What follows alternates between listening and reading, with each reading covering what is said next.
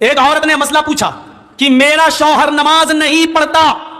کیا میں اپنے شوہر کے ساتھ بے نمازی شوہر کے ساتھ رہ سکتی ہوں یا نہیں؟ شیخ ابن باز نے کہا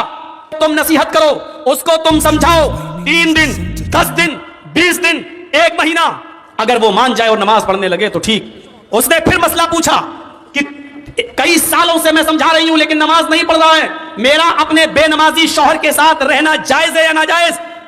شیخ ابن باز نے فتویٰ دیا کہ ایک مومنہ عورت کا، ایک نیک عورت کا بے نمازی آدمی کے ساتھ رہنا سراسر حرام ہے۔ اس عورت نے پھر پوچھا شیخ ابن باز سے، میرا ہسبینڈ مجھے طلاق نہیں دے رہا ہے، وہ کہتا ہے میں نماز نہیں پڑھتا ہوں تو کیا ہوا، لیکن میں تجھے طلاق نہیں دوں گا، اب میں اپنے شوہر کو کیسے چھوڑوں؟